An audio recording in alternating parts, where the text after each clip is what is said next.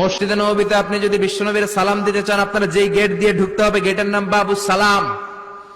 বাবুস সালাম দিয়ে যদি আপনি ঢুকেন, বিশ্বনবীর সালাম দিতে পারবেন। ওইটাই হলো মসজিদে নববীর প্রথম কাতার। লাইনে দাঁড়ালাম, ঢুকলাম।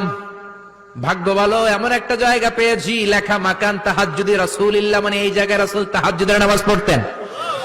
আল্লাহর শুকরিয়া আদায় করে 2 রাকাত সালাত পড়ে আবার প্রথম কাতারে ঢুকে গেলাম। এবার বিশ্বনবীর সালাম দেওয়ার পালা। হাঁটতে লাগলাম সবার সাথে।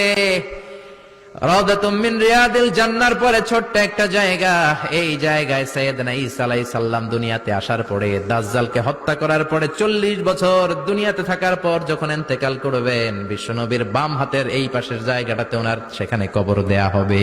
সুবহানাল্লাহ। ছোট্ট একটু জায়গা, কবর দেয়া হবে সেখানে। হাঁটতে লাগলাম। এরপরে বিশ্বনবীর কবর, লেখা মুহাম্মদ রাসূলুল্লাহ সাল্লাল্লাহু। যেই নবীর কথা ছোটবেলা থেকে এতদিন পড়লাম, যেই নবীর হাদিসগুলো শিখলাম, যেই নবীর জন্য আমরা দেহের তাজা রক্তটুকু বিলিয়ে দিতে পারি কি পারি না, ওই নবী নাকি এই জায়গায় শোয়া। কোন উম্মত এই কথাটা চিন্তা করে ধৈর্য ধারণ করতে পারে? নিজেকে সামলে রাখতে পারে না, বুক ফেটে কান্না আসে, চিৎকার দিয়ে নবীরে ডাকতে মনে চায়, কিন্তু ডাকা যাবে না, কারণ লেখা লা তারফাউ আসওয়াতাকুম ফাওকা সাউতিন নবী। খবরদার, এটা নবীর দরবার। নবীর দরবারে উঁচু গলায় বড় গলায় কোনো চিল্লা ফাল্লা বা আওয়াজ করা যাবে? দাঁড় দাঁড় করে মানুষ চোখের পানি ছাড়ে, চিৎকার করে কাঁদতে পারে না।